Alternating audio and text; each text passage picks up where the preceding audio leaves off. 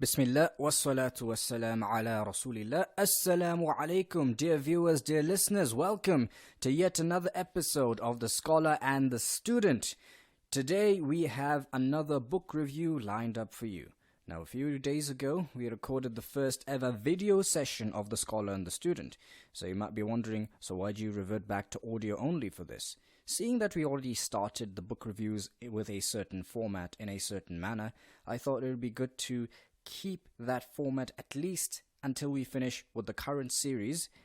And the second is that I didn't think there was much to see in me just standing here and saying a bunch of things to myself. Of course, when you have an interview with someone else, it makes sense to have a video camera running so that you can be more immersed in the conversation that is actually taking place. But if it's just me standing here in front of the mirror and talking into the mic about a book that I really fell in love with, I didn't see much of a benefit in that. But if you disagree, do let me know.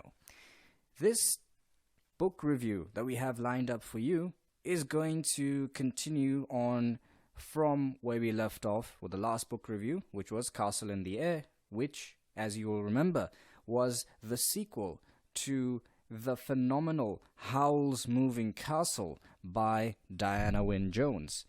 And the book we have lined up for you today is following the same vein because it is the second sequel to Howl's Moving Castle, once again written by the legendary Diana Wynne Jones, and this one was published much later in the year 2008, a year that I remember fondly because I was starting high school back then. Had I found this book back then, I would have really nerded out on it. Not sure if I would have nerded out on it as I am right now, as I have, having discovered this book in the year 2019. That being said, whatever happens, happens for a reason. And this was a book that Diana Wynne Jones wrote closer to the end of her career because she passed on in the year 2011. Yeah, we'll get into how much of a conclusion this book is. I must say that at some places when I was reading up on this, it was actually, shall I say, marketed as the true sequel to Howl's Moving Castle. Because if you remember, Castle in the Air does take the, how shall I say, it doesn't follow the same formula as Howl's Moving Castle. It has a completely new cast of characters, which this book has as well, but it doesn't shy away from going through the same, shall I say, the word tropes as Howl's Moving Castle, or using the same formula as Howl's Moving Castle. And also, Howl's Moving Castle has a bigger impact on the way that this book is structured. This might not make sense to you right now, but let's start dissecting this. This is, yes, another book filled with magic.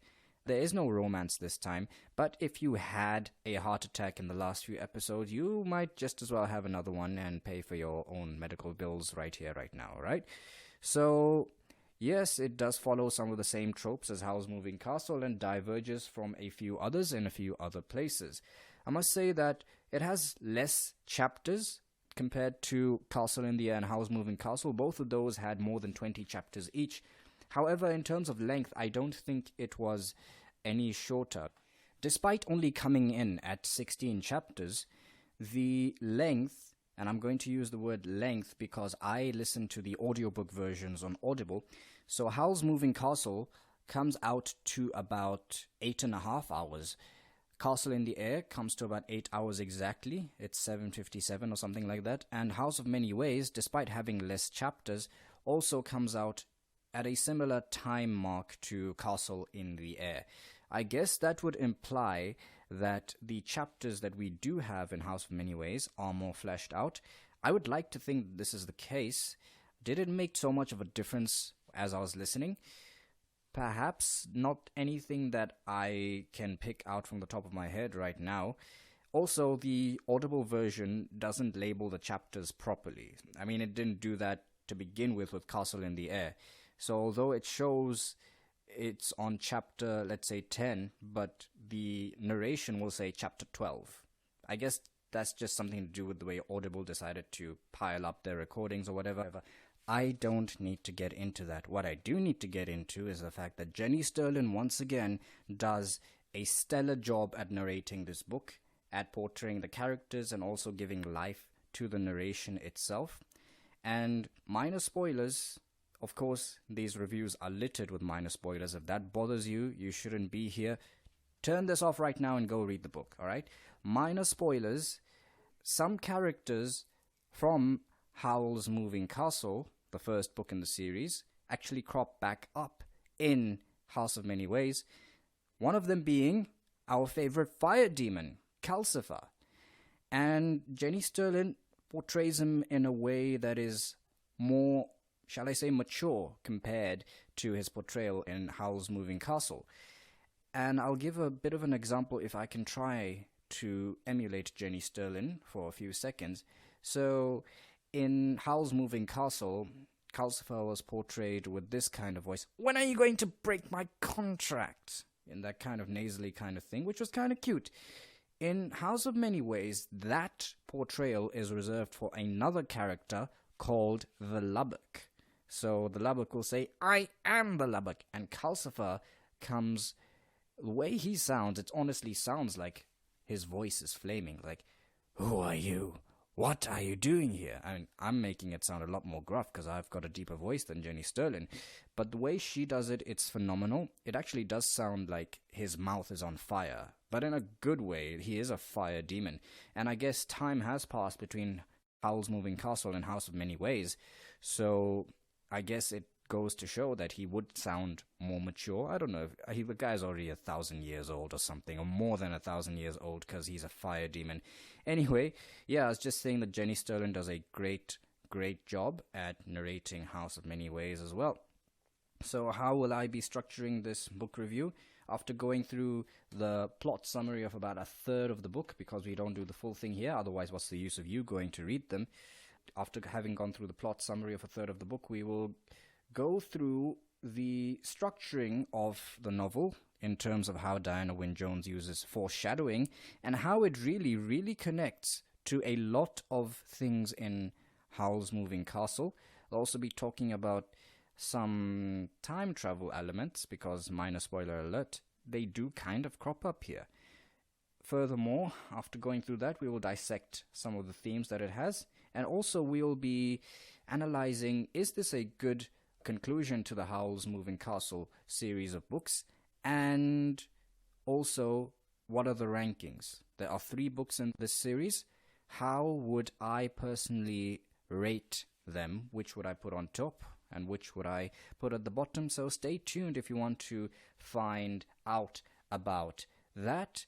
Also worth noting is that it may or may not have been Hayao Miyazaki and his portrayal of Howl's Moving Castle, the Studio Ghibli version, the animated version, which had an impact on the resurged interest in Howl's Moving Castle, both of the novels, Howl's Moving Castle and Castle in the Air, which may have prompted Diana Wynne Jones to have published this book when it actually did come out. Remember, this is more of a tie-in to Howl's Moving Castle than Castle in the Air ever was, although there are connections to Castle in the Air with this book as well.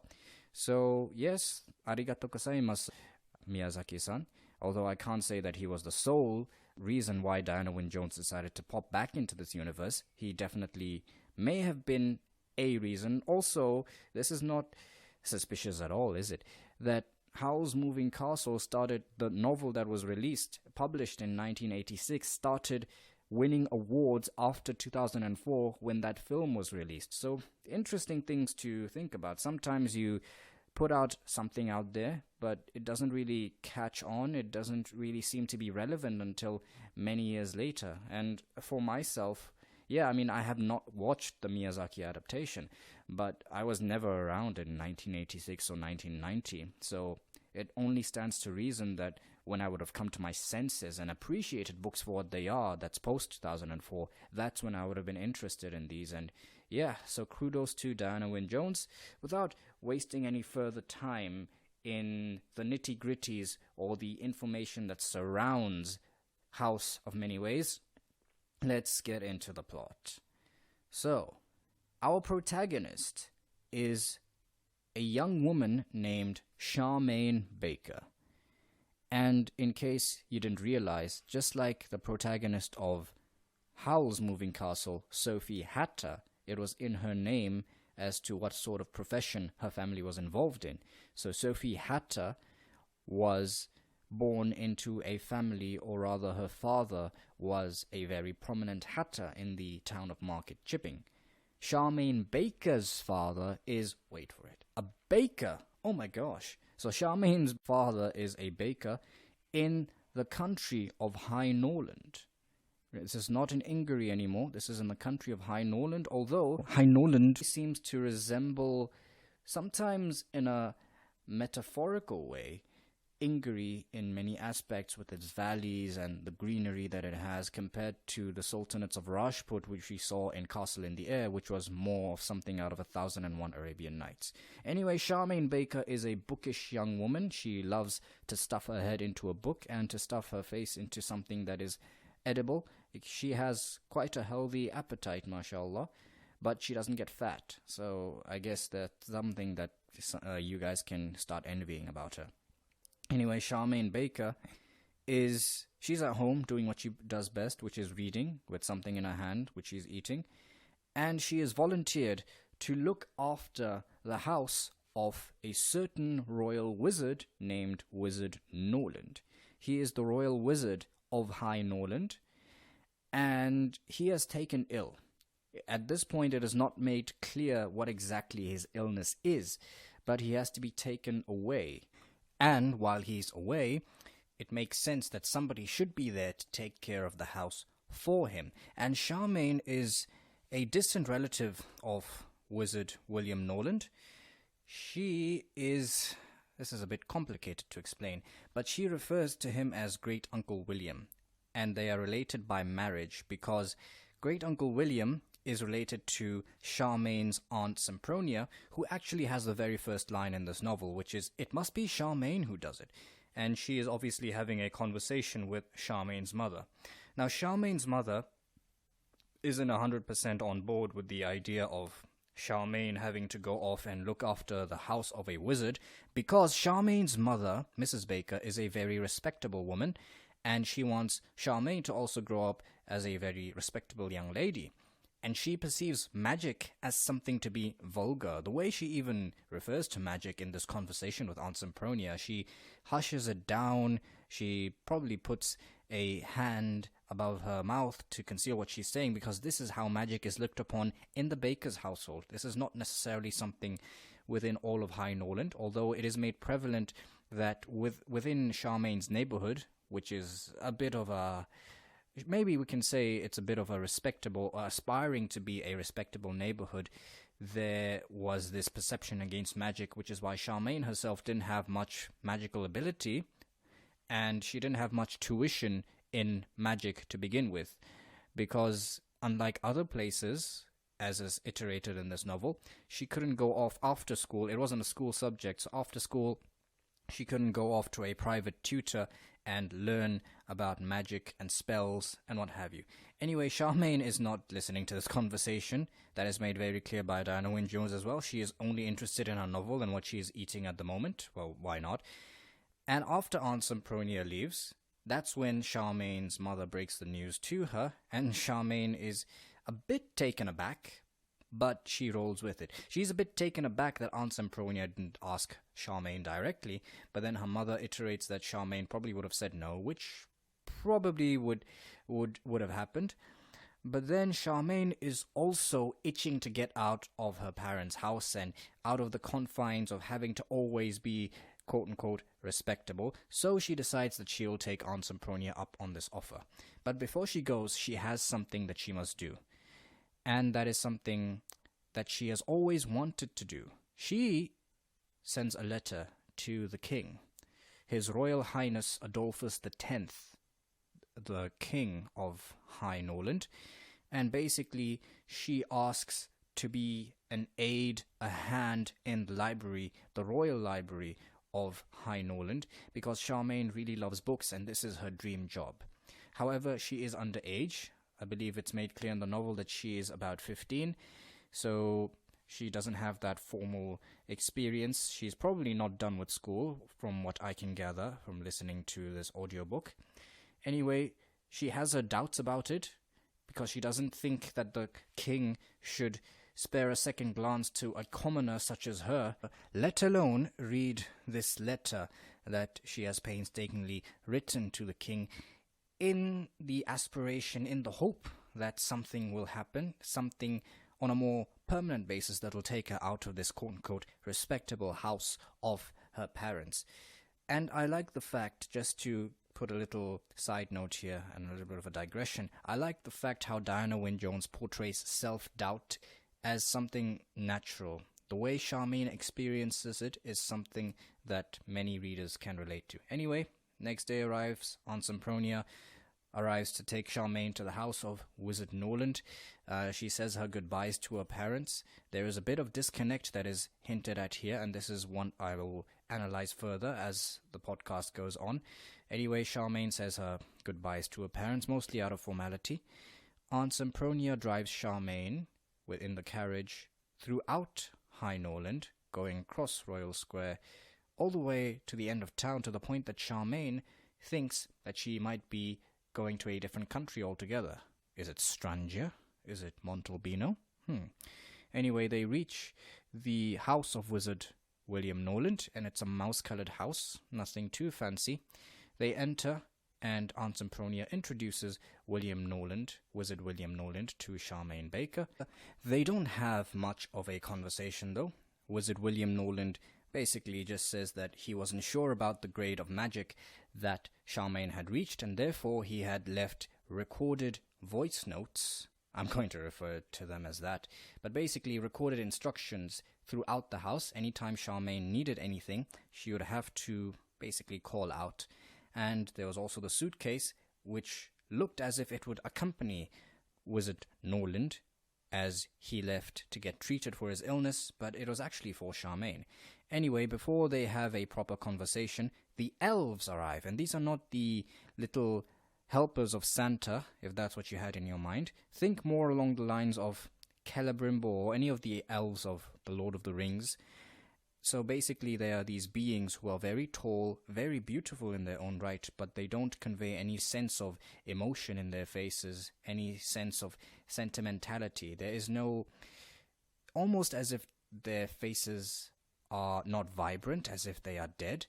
But that's just how elves are, I suppose. So they take away William Norland. Charmain tries to ask when he will be returned, because she wants to know how long she has to stay here. If she gets that reply from the king, then she would have to leave the house and go to the royal mansion, of course. So she's anxious to know that, but the elves don't give her a straightforward answer. They give a very cryptic answer. Anyway, Charmain is left alone. And she calls out, not really expecting an answer, or what am I supposed to do now? And the voice of William Norland actually responds and say, you would have to tidy up the kitchen, my dear. Well, she decides that she would like to unpack for herself first, so she takes the bags that she had brought with her, one with her clothes and one that was filled with snacks from Mr. Baker that he had so graciously prepared for his loving daughter, and she goes through, or at least tries to go through, the only other door that is visible in this room. Aside from the door that she had walked in through, the front door, there seems to be only one other door here. And it seems to take the strength of 10 men to open. But she does get in eventually, and she finds that it leads into the kitchen. And in this kitchen, well, it's a mess. An organized mess, but a mess nonetheless, with all the dirty dishes and teapots and saucers and what have you. It's not been washed in a long time. Moreover, Charmain notices that the sink doesn't have any taps, and she has a glimpse outside the window. She sees that there is a pump for pumping out water, and there are some other buildings, some sheds and what have you. So she begins theorizing, what, would I have to pump water from outside in a dirty saucepan and then wash myself in it if I have to take a bath, and so on and so forth. So yeah, she does that. She also snoops around and sees that there's a door leading to the pantry, there's a fireplace and what have you. And anyway, she is a bit overwhelmed by this whole endeavor and decides that she's going to do the one thing that she can in a crisis, which is to get out her books and read. So she proceeds to unpack her bag, the one with the clothes, in the pursuit of the books, which she hopes that Mrs. Baker did not forget to pack for her, and knocks over a teapot on her way there. It falls to the ground but does not break, but she doesn't seem to care, and she openly states that. But when Charmain unpacks her bag, she only finds clothes, lots and lots of clothes, but no books. And this is the biggest disaster to ever befall Charmain in her life, because her mother had actually forgotten to pack her books. She vows, with tears, almost tears in her eyes, having to swallow them back somewhat, that the next time she leaves home, she would pack her bags on her own and pack enough books, not letting her mother make the same mistake ever again. Oh, how much I can relate to this. Not to say that I've got anything against my mom, love you mom, but anyway. Yeah, so Charmain is in a crisis. So she has to do the second best thing she can, which would of course be to stuff her head into a snack. So the bag, which was full of snacks, well, thankfully there's nothing off about that. It is definitely filled with snacks and nothing else, so it will have to do for now. Charmain gets out a snack to eat, and she's minding her own business when she feels a little slimy something on the bare part of her leg. And she looks down, thinking it would be some sort of magical slug. But she finds out that it's actually a little tiny dog. And Charmain is a bit weary of this dog at first, because her mom has always told her that dogs are dirty and don't deserve to be in the house, and she is naturally apprehensive and nervous about dogs. But this dog was so small. And she openly remarks, "No one told me about a dog." To which the voice of Great Uncle William, Wizard Norland, calls out that this is Waif. You'd have to be terribly kind to him, my dear. He came to me as a stray, and he seems to be frightened of everything. So Charmain ends up feeding Waif about half of her snack, and there seems to be a little bit of a bond growing between Waif and Charmain. So she ends up asking Waif what she should do next, and Waif goes and starts scratching the back door, and Charmain lets him out. And Waif just goes and, well, basically relieves himself across a tree, as dogs do.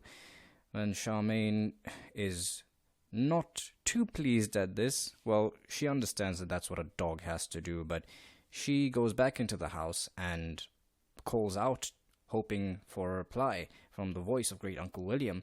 Great Uncle William, where are bedrooms? And Great Uncle William actually has instructions for Charmain. So his voice replies, "Turn left as soon as you open the kitchen door, my dear." So yes, audience, this house of Wizard William Norland is in fact the house of many ways, the title of this book. So Charmain goes to the kitchen door, and before she fully steps into the living room, she takes a turn left and finds herself in a new room altogether.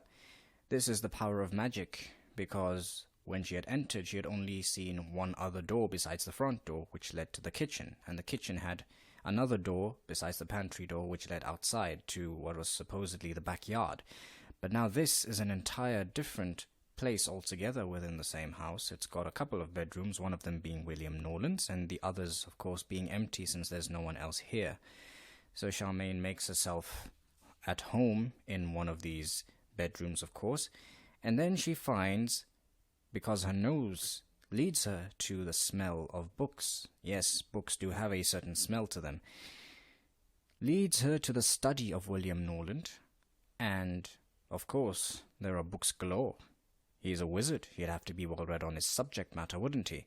There are also a lot of letters here, one of them being from Wizard Howl, Pendragon of Ingery, where he actually commends Wizard Norland on something to do with, was it space-time magic or something? The ability to bend space and time with magic, something along that line.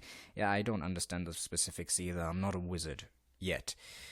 And there are also plenty of letters with the words apprentice and hopeful, because many people actually would love to be the apprentice of the royal wizard William Norland. And there's even a letter from one woman who actually says that I'm not very pretty, but if you take me as your apprentice, I can have you married to my sister.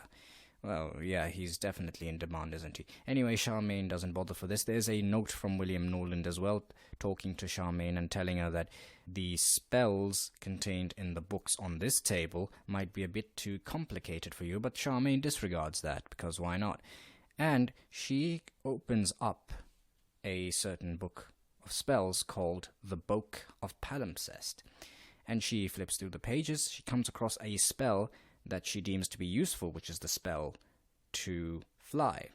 So she decides that she would like to practice this spell because she's never done magic before.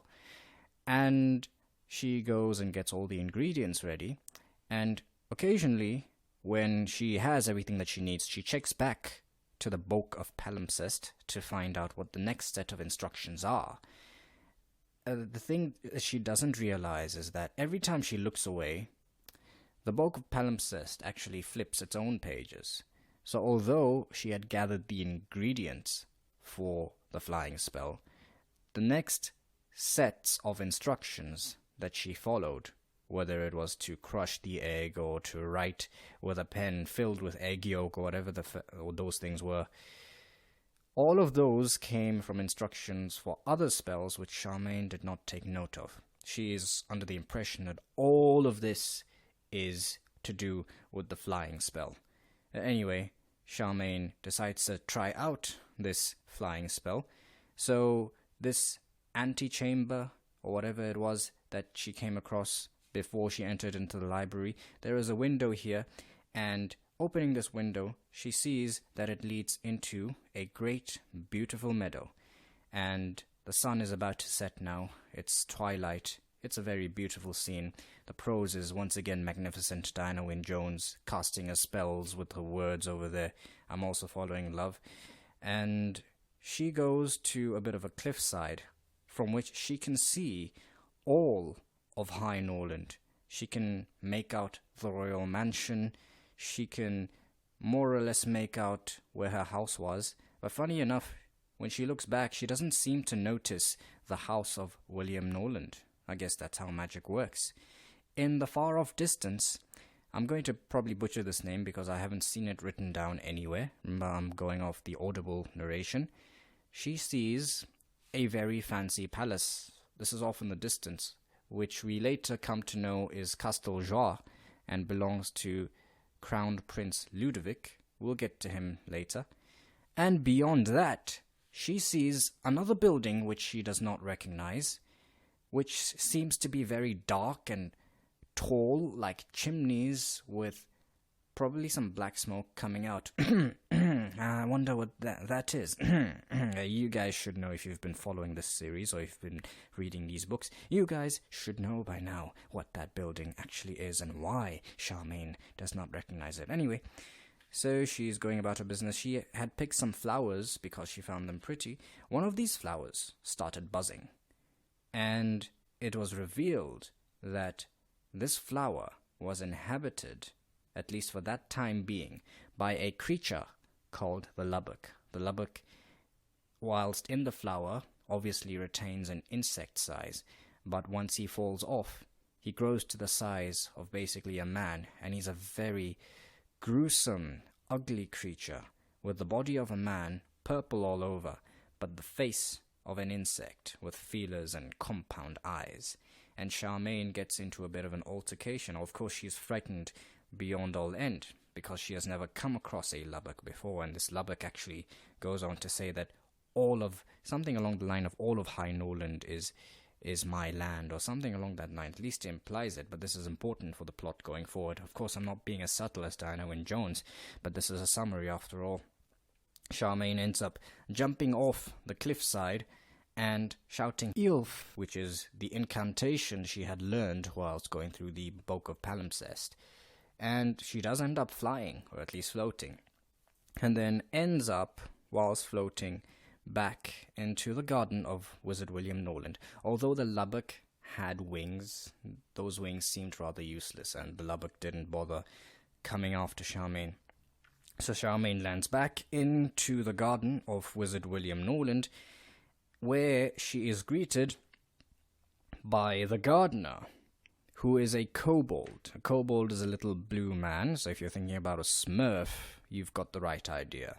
And this kobold's name is Rollo, who doesn't get on very well with Charmain, and he has a bit of a temper. It's really hard to get on with someone like this, actually, and demands a crock of gold and all those kinds of things. But then Wizard William Norland, of course, calls out with his usual voice notes, saying that the usual payment for the gardener is a bottle of milk, and it's been left in the usual place. And Rollo isn't too happy about this because he has failed to convince Charmain, and Charmain also didn't let him cut down the hydrangeas, which are a type of flower, for those who don't know, in Wizard William Norland's garden.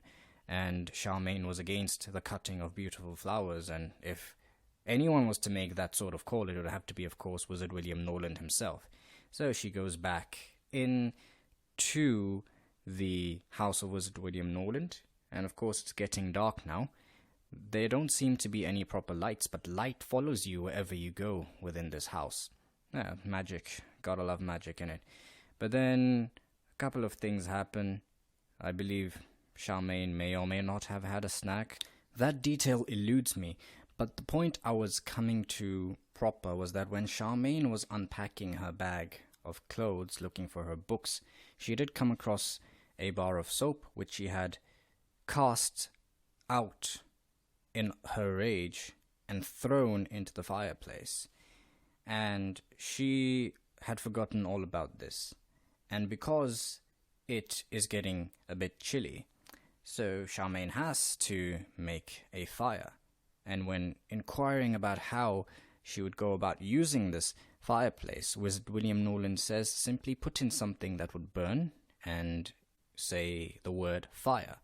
So she ends up throwing her blouse into it because it was ruined, and she had to use some of the buttons for one of the spells that she was working, and she didn't think she'd ever be able to wear it again.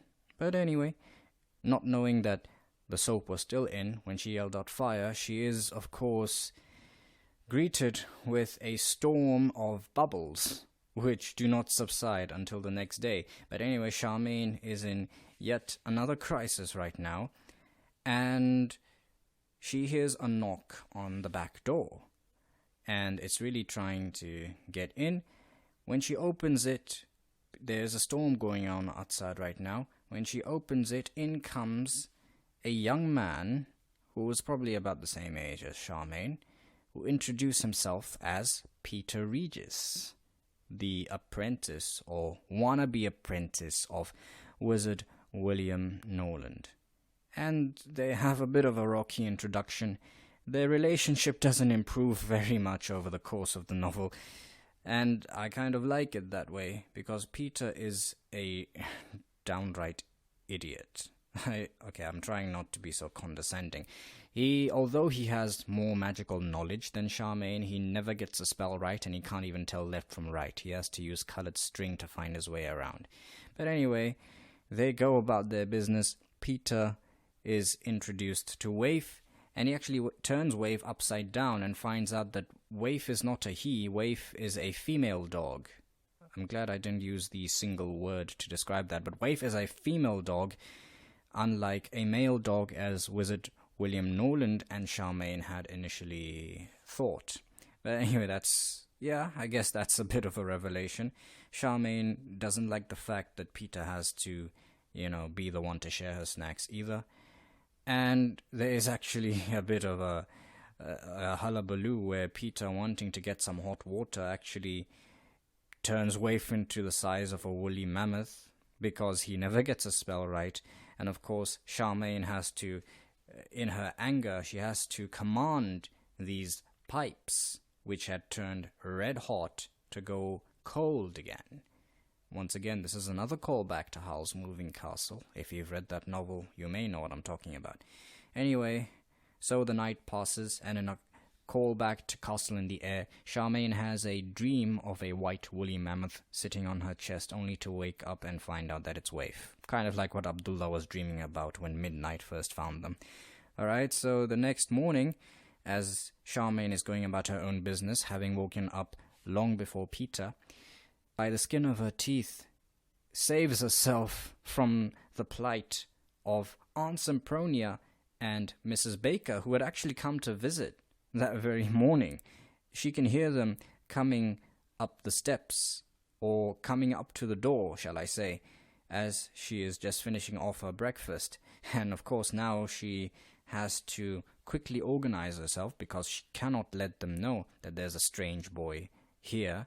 Otherwise, then her mother would say that, well, then this boy could take care of the house of William Norland, and Charmain could come back home. And of course there's the issue of Waif still being the size of a woolly mammoth and her mother not really liking dogs. But anyway, this meeting between Charmain, Aunt Sempronia and Mrs. Baker actually goes rather well. There's one detail I must highlight, and that is the fact that when Charmain was doing her hair this morning, instead of putting it up into the normal bun that her mother had always advised her to do, because that's what made young women look respectable, she decided to let it fall down on one braid down her shoulder. And she actually liked the way she looked, and this actually caught her mother by surprise. This may sound like a very minute plot point or a very minute issue, but it's going to tie in heavily to the theme of disconnect between parents and children, and more so the theme of self-authenticity. So, like I said, it goes on fairly without incident. Charmain has to shoo away Waif a few times, of course out of the sight of Aunt Sempronia and Mrs. Baker, but Waif somehow manages to turn back to normal size, and Aunt Sempronia is surprised that Charmain would call this a watchdog, because it probably comes second best in a fight against a mouse. That is literally how small Waif is. He is so insignificant, but he actually makes a good impression on Mrs. Baker, because he's so sweet and so kind and so cute with that size of his, asking for more food and what have you. And of course she has to make faces at Peter before he can actually come into the scene. But anyway, another kobold makes an appearance in the middle of this, and Mrs. Baker is frightened beyond all end, because she has never seen one of these creatures before. And Aunt Sempronia, who has perhaps some tuition in magic, Peter actually goes on to refer to her as a witch, because that's the vibe that he got from her after looking at her once from the back. Anyway, Aunt Sempronia explains that it's just a kobold, and they just have problems getting on with humans as a law of nature. And yeah, there's a bit of an altercation, but Timmins disappears. Charmain is able to handle that. Charmain's mother also gives her a letter, which she knows is definitely the response from the king. She has to make up something about it being her leavers certificate from school, and having to explain that everyone's getting it in class because some people actually do decide to leave school at this age, and so on and so forth, because she cannot possibly reveal to her mother that she has been scouted out by the king, potentially, or it could just be a big fat rejection letter, causing all of Charmain's hopes and dreams to be broken in an instant.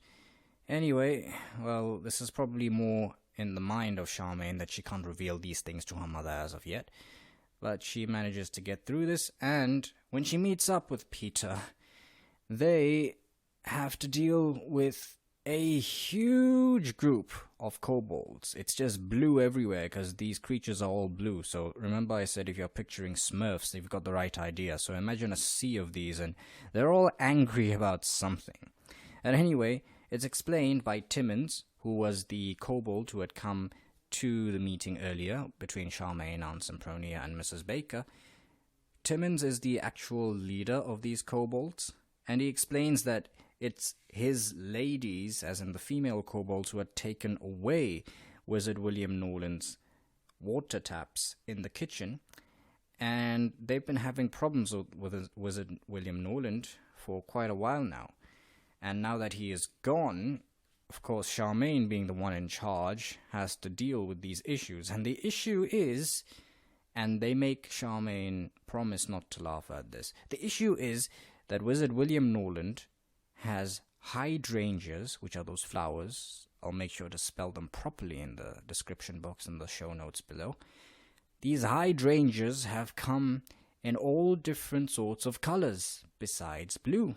So that's a very prickly point for these kobolds who would only have hydrangeas in blue.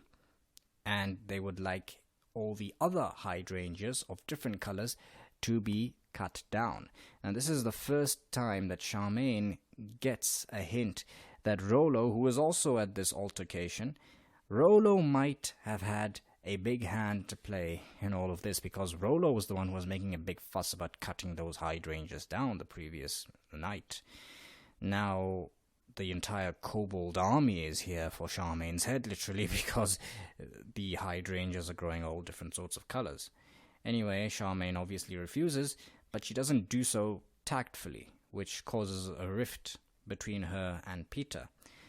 And the kobolds, of course, storm away, and before Wizard William Norland had obviously employed the kobolds to do all sorts of menial household tasks, but now Timmins declares that no kobold would do a hand's turn in this house.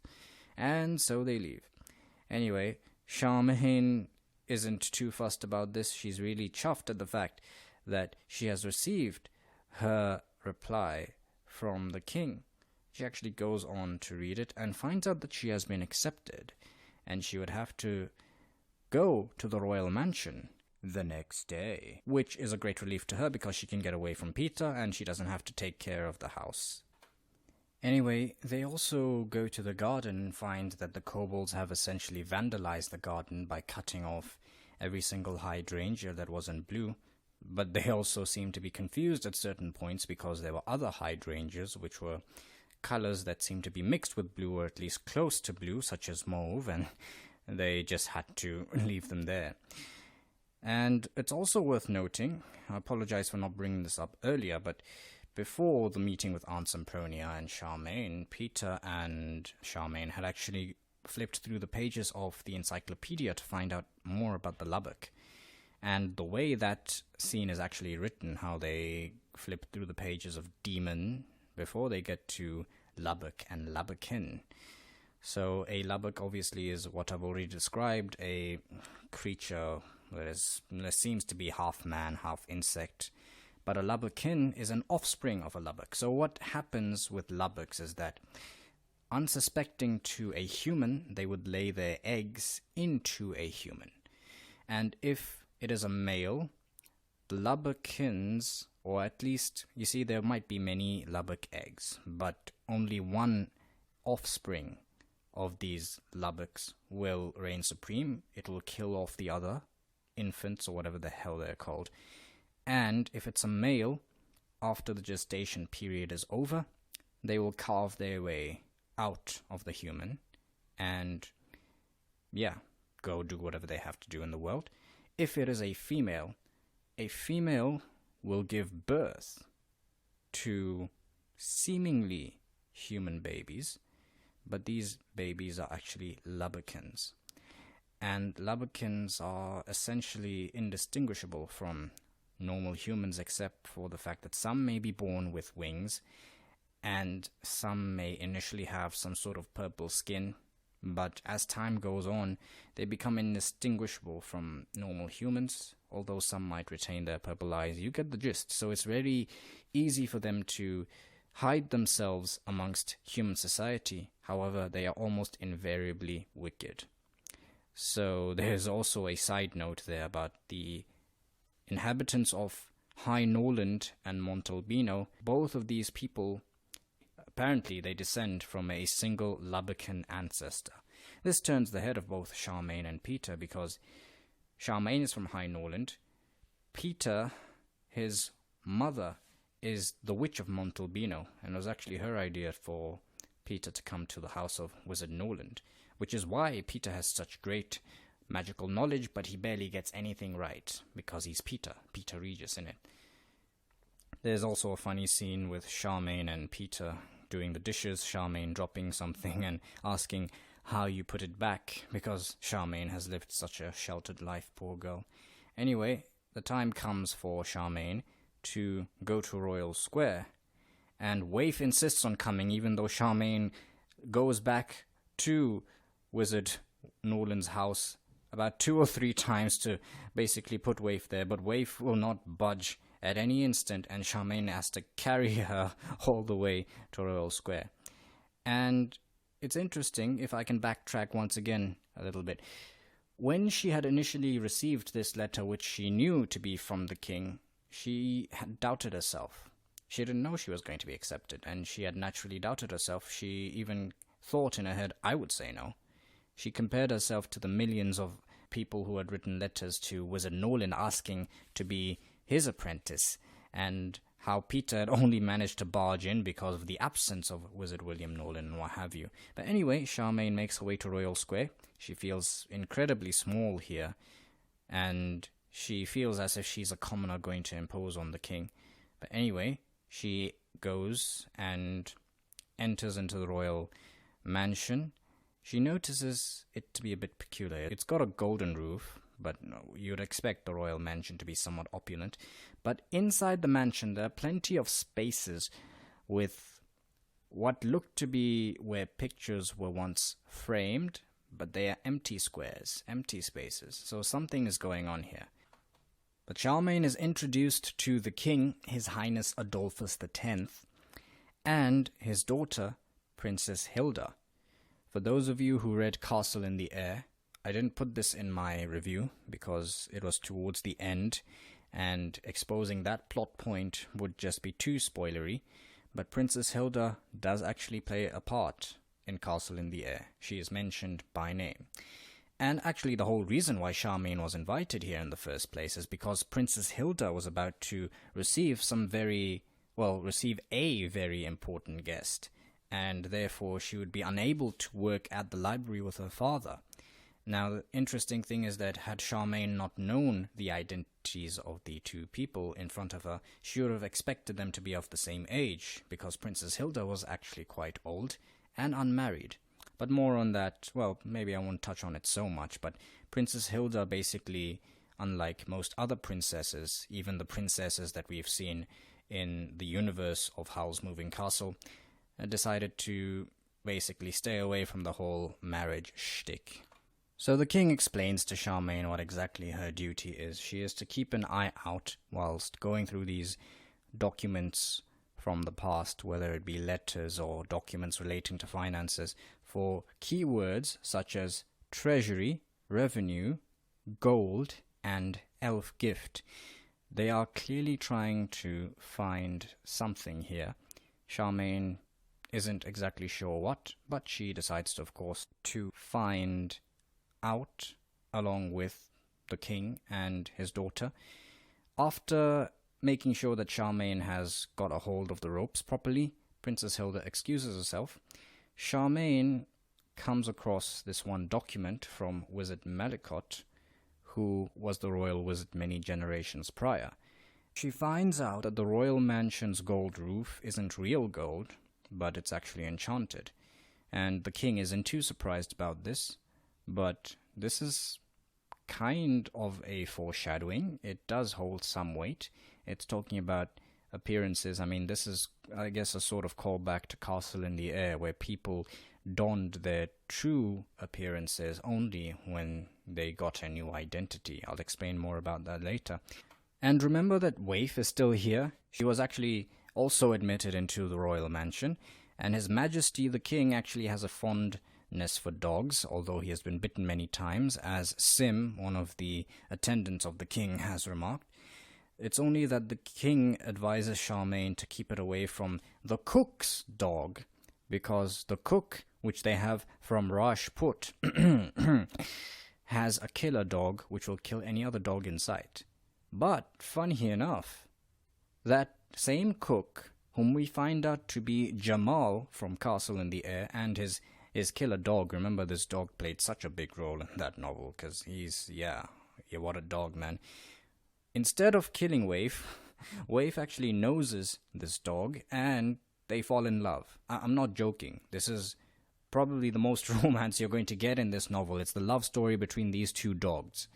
I'm not making this up. These two dogs fall in love, because then they trot along after all this, and the king is surprised, Jamal is surprised, and he even tells Charmain to bring her dog like every time she comes to the royal mansion. So yes, we have a love story between dogs, but it's not done to that same level as the love story between Howl and Sophie, or Abdullah and Flower in the Night, or what have you. But yes, if you wanted romance, I guess there's a little bit here between animals.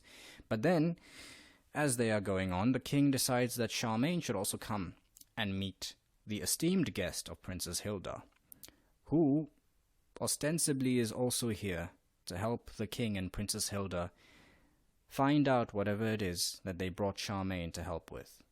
Alright? So if I can just say that properly. Charmain has been brought in to help at the library, looking out for a few keywords. Evidently, they are looking for something. Charmain is not sure what exactly this something is. In addition to Charmain, they have brought in this special guest to also aid in this effort. So Charmain goes to the parlor, where she notices the sofas seem to be faded. So although this royal mansion does indeed house royalty, and the king and Princess Hilda, although dressed somewhat plainly for royals, do carry in themselves that air of being regal, there seems to be some sort of poverty almost. Well, at least poverty from a royal sense, that has afflicted the royal mansion of High Norland. Interesting plot points, but probably the most interesting reveal, and I will end my plot summary on this. Princess Hilda's esteemed guests, all the way from Ingary, is none other than Mrs. Sophie Pendragon. Because you know that type of thing happens when two people are in love and you leave them like that for a long period of time. Sophie Pendragon, the wife of Wizard Howl Pendragon, the royal wizard of Ingary, has come to High Norland to help Princess Hilda and the king in their endeavor. But it doesn't stop there. I'm going to end on this reveal. Before the chapter closes off, the royal mansion's peace is somewhat interrupted by a little child barging in, screaming for his mom, and then running up to Sophie, followed by none other than our favorite fire demon Calcifer, and a little blonde boy named Twinkle, who talks with a lisp. And that is all I will say in terms of the plot summary. Go read the book if you want to find out more. And before getting into the themes proper, I think, as usual, we have to try and do some justice to the prose that Diana Wynne Jones has in this novel, just as we tried to do in Howl's Moving Castle and Castle in the Air. Obviously, I've always held and stuck to this opinion that Diana Wynne Jones doesn't write. She casts spells, and definitely nothing short of stellar over here. She once again does her best at casting these spells and bringing us back to this magical world that she created all these years ago. Usually there's always that air of doubt around someone when they go back to a certain property that they've created after a long time. I mean, with Castle in the Air and Howl's Moving Castle, there was a 4-year difference, so it could have still been fresh on our mind. But between 1990 and 2008, that is almost 20 years. Almost 20 years that she didn't actually visit this world that she created, barring, of course, Miyazaki's adaptation, which, of course, as we have already discussed, was a very loose adaptation. But still, she manages to hit all the right notes in the right places. And one thing I must say, I mean, with Castle in the Air, it was the Zanzibar prose, which was very magnificent, very flowy, very polite, and it had its pros and cons. Here, I think she uses foreshadowing in a very expert manner, in a way that if you read this book, and as of this recording, which I'm completing almost a couple of months after I started it, I've read the book and all the other books in this series, by the way, 5 times. And when you have read, even if you just take House of Many Ways, we'll isolate it from the rest of the series for now. When you've read this book 5 times, and you are able to pick out certain elements which basically show the course of the story. And I'm not saying that to say that House of Many Ways is a very predictable story. In fact, I don't think Howl's Moving Castle or Castle in the Air, for that matter, any book in this series was that predictable. But the way Diana Wynne Jones actually foreshadows certain events and the identities of certain personages is truly fascinating. I'll give you an example.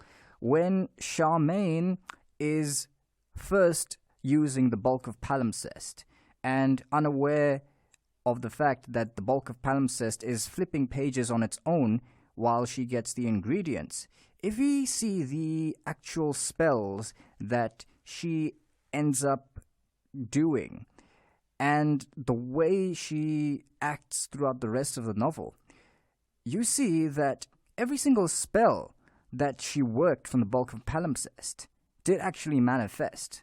So let's see. When she opened the bulk of palimpsest, then the first spell that she wanted to try out was a spell for flying. And while she was gathering those ingredients, the bulk of palimpsest flipped to a spell for personal protection. And then to increase magical power, then a spell to turn invisible, then a spell to start a fire, and then something which would have you say hegemony galga, then finally it turned to a spell that allows you to bend objects to your will, and the last one, actually that wasn't final, that was penultimate. The last one is a spell to make your wish come true.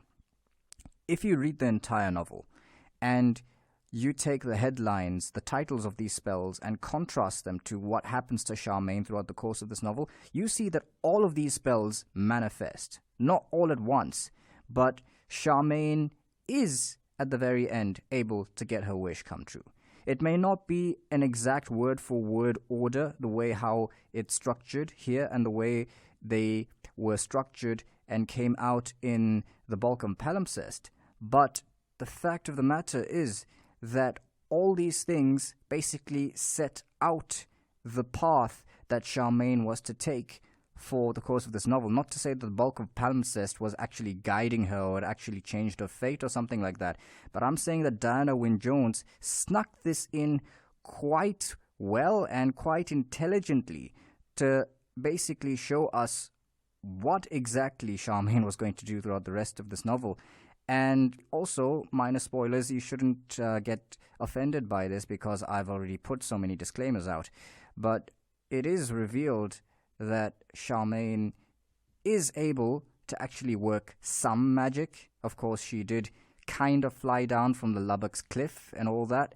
So this all ties in really well by the end of the novel. And also when Charmain and Peter are looking up the entry for the Lubbock and how it talks about first a demon, and then a couple of other things before getting to the Lubbock. That was also foreshadowing that our favorite fire demon, Calcifer, was going to make an appearance in this novel.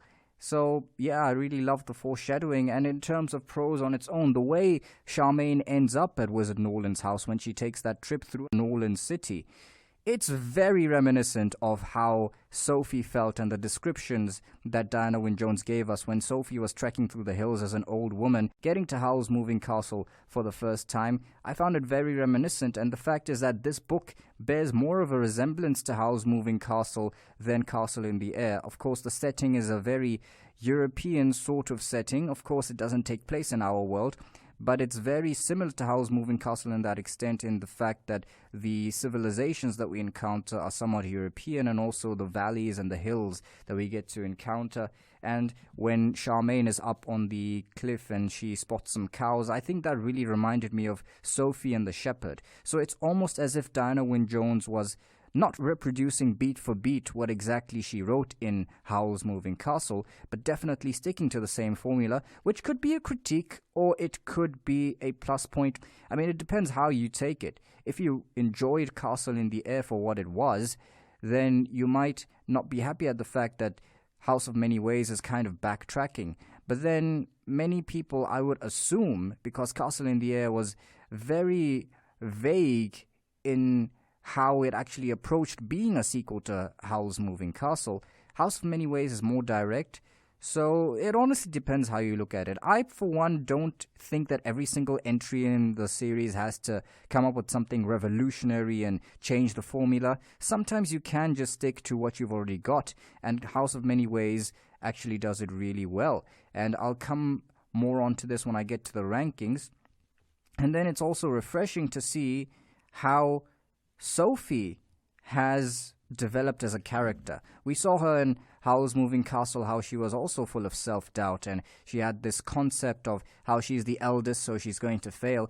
And look, it's not a completely new character. It is definitely still the same Sophie from Howl's Moving Castle. That much is clear. She still has that strong-mindedness that she exhibited when she was an old woman. She's no longer that old anymore. She is, of course, a bit older than what she was in Howl's Moving Castle. This book in the series is obviously further down the timeline.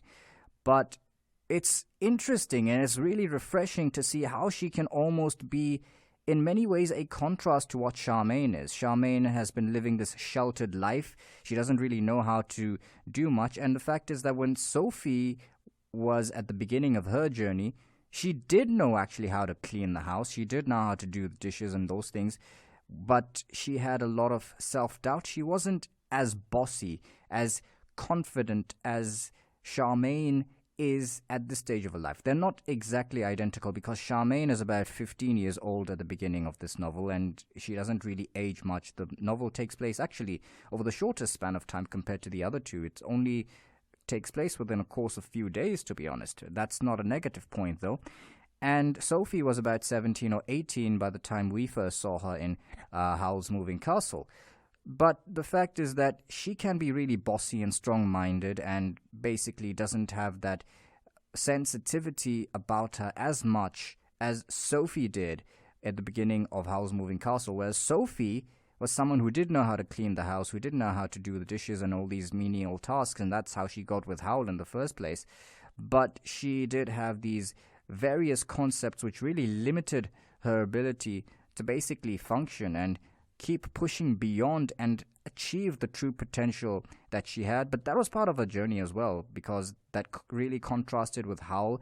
And when Howl and Sophie finally came together, that allowed them to bloom as not only a couple, but as individuals. So that's why I always said, even in Castle in the Air, that I preferred the love story that was exhibited in Howl's Moving Castle, because that was more organic and more true to life, and a healthier image than all the funny things that were happening in Castle in the Air. I should also mention that Peter Regis's real identity is also, and I think we should tie this into another point about Subversion.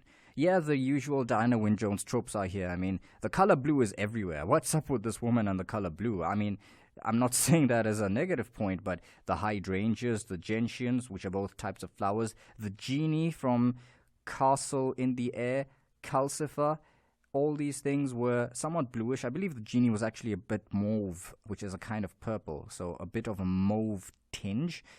But she really loves the color blue, and it really shows over here. In Sophie, when she's introduced here in this novel, comes out wearing a peacock blue dress. So I guess it's kind of the old Diana Wynne Jones trope of people who wear blue are the protagonists, and people who have some sort of purple in them, or they are purple like the Lubbock, are the antagonists of this novel as well, which is good. And yeah, the love for dogs also shines through. In Castle in the Air, we had Jamal's dog. In Howl's Moving Castle, we had a couple of dogs over there, and if you've read the novel, you know what I'm talking about. Here also, Jamal's dog returns, and of course we've got Waif. So dogs are really beloved to Diana Wynne Jones, I can take from that. But there are other things here, talking about dogs and talking about Waif in particular, where she really subverts the expectations. She does this very expertly. Now, listen to me for a moment. With regards to Waif and what exactly Waif is supposed to be, and why Waif does the things that she does, there is a throwaway line, but it's not a throwaway line. Listen to me. Where they kind of discuss, Charmain discusses, I believe it's when her mother and Aunt Sempronia come around, the somewhat magical nature of Waif. But then they kind of forget all about this, or Charmain does, until much, much later in the novel, where this thing is actually touched upon again. So you would think that it was just a passing comment or Diana Wynne Jones forgot about it completely. But no, it was just, once again, a subtle foreshadowing because, like we said, Aunt Sempronia is something of a witch. She is quite well versed in magic. So the fact that this came up in a conversation that she was present for was actually quite astounding, although I didn't pick that up on the first, let's say, 1 or 2 readings of this book. And also with Peter's real identity, as in, yeah, he is the son of the Witch of Montalbino and all that kind of stuff, but he has a somewhat bigger role to play by the end of the novel, and I'm not going to spoil that for you. But when it comes to actually finding out, his name is actually written in a couple of places, but especially when you're listening to it in an audiobook format, it kind of slips your mind because you're not thinking about that. And because the names that were written in that particular document were names of other people, but it went by so quickly that it wasn't until the 4th and the 5th reading that I actually picked up on that and basically said to myself that, hey, Diana Wynne Jones has revealed who Peter is almost a whole chapter before the climax of the novel, and why Peter is so important. Because if you just read the novel once and you get to the end, it might sound like a pulling out of the butt that what Peter has to do by the end of the novel, being the useless boy that he is. But if you paid attention, then you see that, no, this was actually planned all along.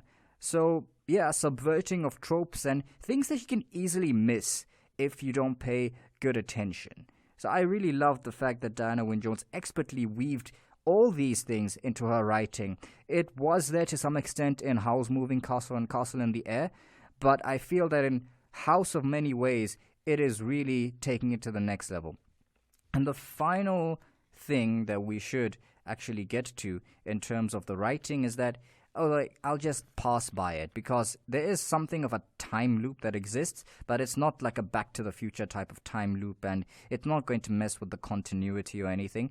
But yeah, there is a bit of a time loop regarding Great Uncle William and how he came about to do something with the hydrangeas, which was actually something that Charmain was influencing in the future. How do I say that without actually spoiling anything? So Charmain did something with the cut-out hydrangeas that the kobolds had so menacingly cut out, and these kind of reached Great Uncle William in the past, but that inspired Great Uncle William to actually plant hydrangeas in his garden in the first place.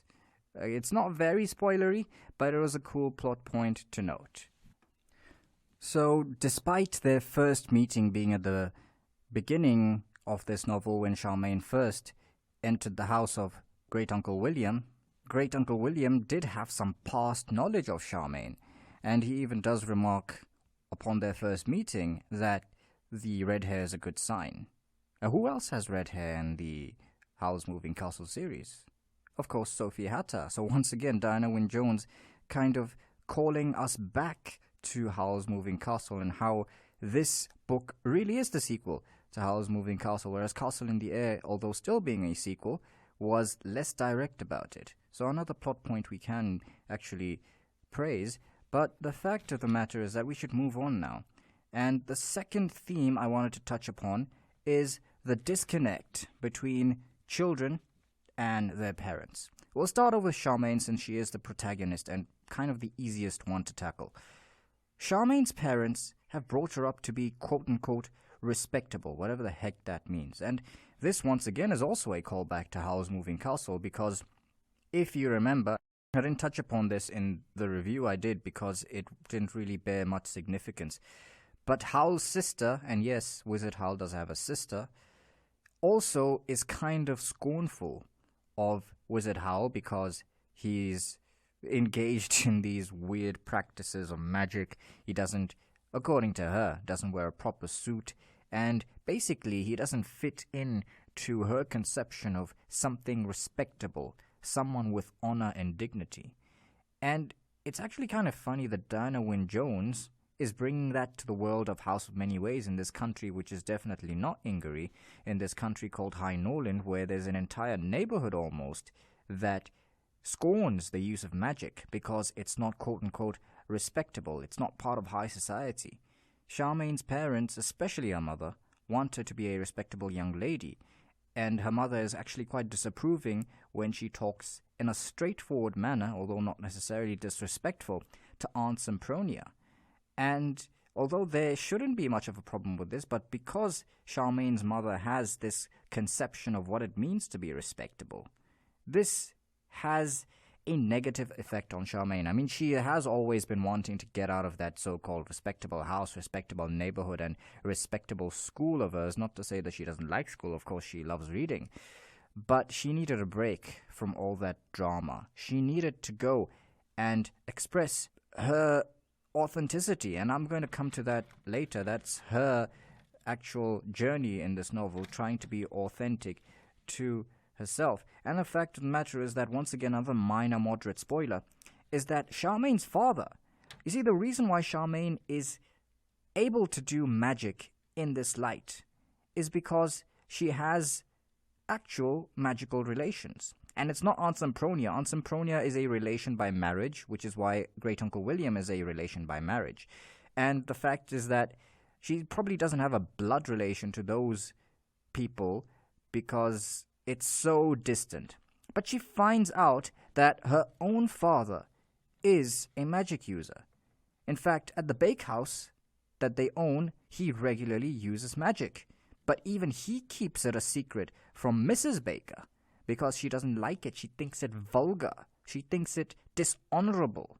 She thinks it unrespectable. She thinks that this is not something that you should be practicing openly. So he's keeping a secret from his own wife. Charmain, of course, doesn't spill the beans on this, but she is elated at the fact that she has this magic because she has inherited it directly from her father, and this gives her validation in her actions as well, that I'm not doing something wrong when I practice magic, regardless of what mother might think, because even dad does it. And we should be allowed to express that creativity within us. Charmain's father was born a magic user. You can't just expect him to throw away his life's work just because his wife doesn't like him doing that. Of course, he can muffle it down, but he's not going to give it up completely. But still, at the beginning of the novel, I mean, before this whole encounter happened, when Charmain found this out, it was made clear that even Mr. Baker was on that whole shtick of making Charmain be respectable. So he was also going along with Mrs. Baker just in the interests of the expectations of society, shall we call it that.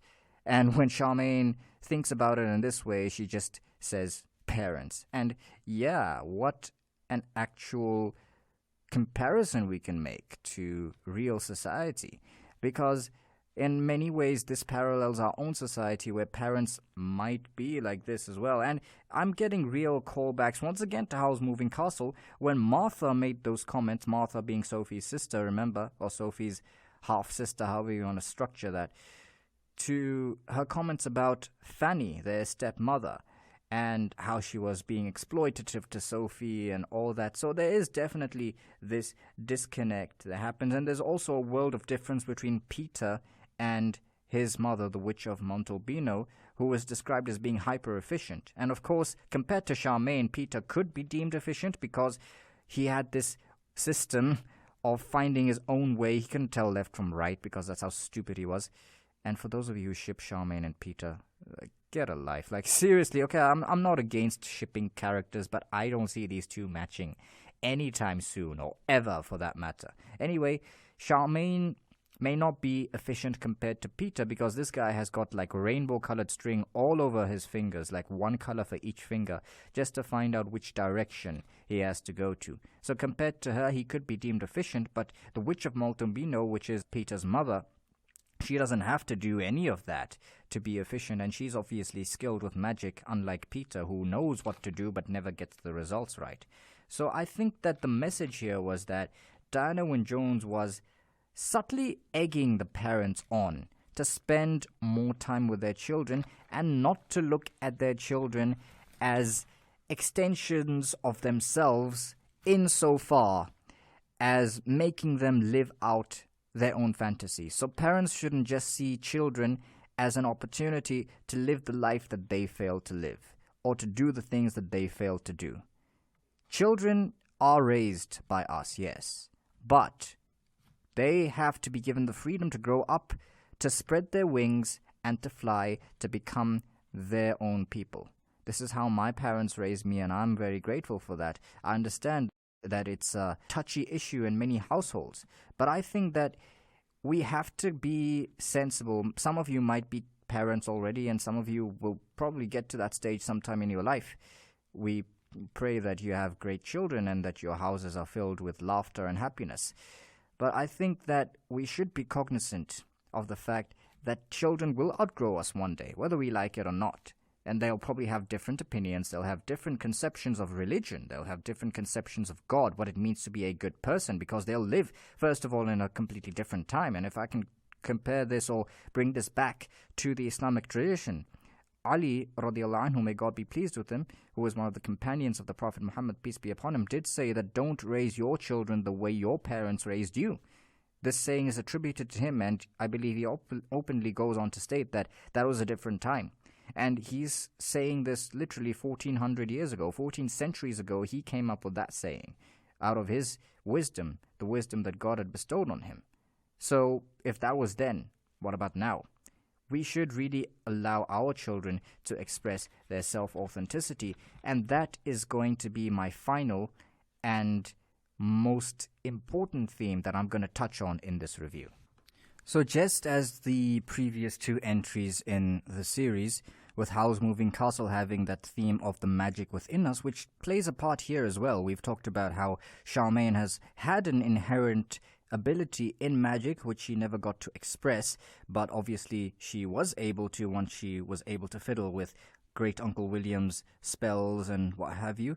And obviously the other aspects which are callbacks to Howl's Moving Castle, for example, the way she casts spells is very akin to Sophie's, which is basically just speaking out a command and telling taps that are red hot to go cold, or telling leaks to fix themselves. A very straightforward way of casting spells, which I guess drives home that fact that there is an element of magic within all of us, and not just within the universe of Howl's Moving Castle, where magic is an actual thing, but if we look at it even more broadly, the concept that all of us have got something to offer to the world, to make this world a better place, and basically give our light, our energy to make this world a better place, if I can put it that way. But also in Castle in the Air, there was that theme of deception. That theme of how things are not always what they seem to be. There's always something hidden beneath the surface, and that's no different here in House of Many Ways. If we take, for example, the royal mansion of High Norland, where the King Adolphus, whatever his name is, and Princess Hilda actually live, we see that from the outside it looks quite opulent. The roof is gold, but I believe Charmain at one point actually dismisses it, saying everyone knows it's not real gold. Anyway, read the book and have a laugh at that for yourself. But over and above that, the king does say that it's quite empty and sad inside there. This is another way that Diana Wynne Jones is hammering that we shouldn't just take people on their appearances. We should dig deeper and see exactly what's going on. The inside is always more important than the outside. And why does the king say that it's quite empty and sad? Well, Princess Hilda never married, but that's not the point, because that was her choice. It's not that she was disappointed in love or anything. But the king does lament that he didn't have any grandchildren, so it wasn't as lively as it used to be in his youth, or however you want to slice and dice that. So there's that theme of looking deeper into yourself, and I want to tie that into the theme of self-authenticity. Yeah, we might look a certain way, but we still have these desires inside of us, these aspirations, these passions on how we want to contribute to this world. What does Charmain want to do throughout this novel? Definitely not be respectable. She wants to basically read books. That's why she wanted to go to the Royal Library in the first place, and she was accepted. But I think that she's kind of also exploring herself. And that's part of self-authenticity, because you might not always have the answers. It's okay to not be able to respond when someone says, what do you want to do in this life? What do you want to contribute? How do you want to contribute to this glorious world that God has given us? It's okay if you don't have it all figured out. In fact, Charmain is figuring it out herself. She is figuring it out as she goes along throughout this novel. She knows there are certain things that she definitely won't do, such as be respectable like her mother wants to. She knows that she is not very kind, particularly to Peter, but she can get very fiery with the temper. But the thing is, this is also a callback somewhat to Sophie being unkind to Miss Angorian in Howl's Moving Castle, and Abdullah being unkind to his relatives in Castle in the Air, in the fact that it's okay if you get short with people. You're not expected to be some sort of angel. But Charmain recognizes this as a flaw in her character and wants to improve on this. And I love that Diana Wynne Jones is painting such a realistic portrayal of a character who understands her own flaws, and a character who is also able to falter and come short in some situations, is also able to feel uncomfortable, especially when she goes to the royal mansion for the first time. Standing outside it, she feels very small and insignificant. She doesn't like to impose on the king as a little commoner. She doesn't like imposing on the king when he has that party hosting Prince Ludovic and all that kind of stuff. She does have that element of self-doubt, although it's not very crippling the way Sophie's self-doubt was crippling. And that's why Sophie plays such an integral part in this novel as well, because we know what she was when she was younger. Now that she is a mother, now that she is a wife to the royal wizard, now that she has that independence about her, she basically is able to combine that fiery nature that she was able to exhibit when she was an old woman and bring it back to her younger self. So I think Sophie embodies in some way, and I've mentioned this before, the ideal that Charmain is to strive toward. But we know that Sophie didn't just get there. We saw in Howl's Moving Castle the journey that she went through, and it was refreshing to see that Charmain also goes through a similar journey in this book, but it's definitely not over. She still has to continue in this journey and improve as a person. I'm not saying that there's going to be sequel to this book, because Diana Wynne Jones has passed on, but I'm just saying that as a consequence of writing this character, I think it's just safe to assume that Charmain is going to also carry on in this journey and maybe not end up completely like Sophie, but something like her. And the fact is that Charmain, in many parts of the novel, doesn't care about a lot of things. She trips up on teapots in the kitchen. She doesn't clean up on the messes. Someone else can get the door while she's reading a book. But she goes from not caring about practically anything to caring about other people, to caring about Waif, to caring about Calcifer. And there's no way I can actually delve into her care for Calcifer without spoiling the ending of the novel. But she goes from being quite indifferent and only wanting to wrap her head in books to still wanting to wrap her head in books, but opening her heart up to people around her, trying to work on her flaws, and seeing how she can contribute to the world around her. So I think that's great, and that's something that we should definitely all try to do, because self-authenticity doesn't mean that we have a blueprint and we're going to work towards it. If you do, kudos to you, and maybe try and make a blueprint if you don't have one already, but understand that life is dynamic. It's a journey, and you have to keep on remolding yourself to the adversities that are going to throw themselves at you, regardless of how you want to plan for them. So, yeah, I'm really grateful that Diana Wynne Jones has portrayed this realistic character of Charmain, who was also very jealous of, shall we say, her learning process. She really cared about the fact that she was autonomous, and she didn't like the fact that Peter had at one point done up her room and all that, because she was just getting to learn that if she made a mess, it would stay that way until she cleaned it, and she didn't take kindly to this learning process of hers being infringed upon. And I can personally relate to that. I can also relate to all the mishaps that she has when moving into a new house for the first time, because I've recently just done that. I'm actually recording from under a blanket right now because this house is not soundproofed at all. But anyway, I love the way Diana Wynne Jones brings out this theme of self-authenticity, but she also cuts to the point about Peter's parents. And I won't spoil exactly who we know that his mother is the Witch of Montalbino. And as for his father, I don't want to spoil that. But they had given up a very lucrative lifestyle to basically go and be authentic to themselves and live the life of their dreams. But unfortunately, because of family politics, their blood caught up to them, if I can put it that way, which resulted in a terrible tragedy and basically Peter's real identity being kept a secret.